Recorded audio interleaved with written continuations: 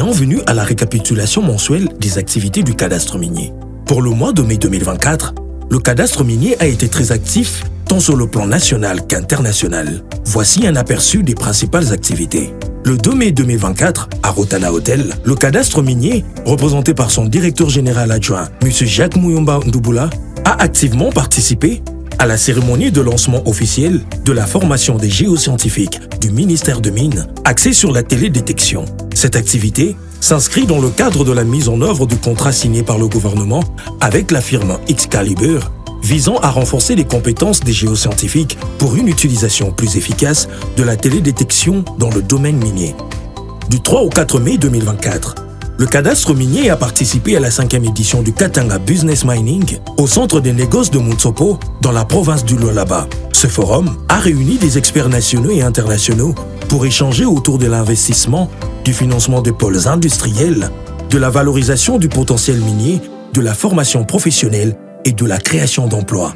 Le 6 et 8 mai 2024, des séances de travail ont eu lieu au CAMI entre le directeur général Popol Maboliayenga et le représentant des sociétés minières du portefeuille de l'État, notamment avec la Sodimico et la Sokimo, dans le cadre de la mise en œuvre des instructions du chef de l'État concernant l'octroi des droits miniers pour le REG. Ces rencontres visant principalement à établir des contacts, valider les termes de référence et élaborer un calendrier de travail afin d'assurer la mise en œuvre efficace et transparente des orientations présidentielles.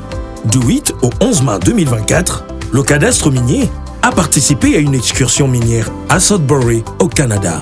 Les experts ont visité un centre minier, renforcé leurs compétences et échangé avec des professionnels du secteur. Ils ont abordé divers sujets dont la gestion des données et l'innovation minière. Sudbury est une région canadienne riche en activités minières et technologies avancées. Les 13 et le 14 mai 2024, en marge de la célébration du 30e anniversaire du prestigieux Cobalt Congress, le cadastre minier, représenté par son directeur général, M. Popol Maboliayenga, a honoré de sa présence lors des 7 événements phares à New York. Cette édition anniversaire, organisée par le Cobalt Institute, a attiré des experts, des décideurs et des acteurs clés de l'industrie du cobalt du monde entier.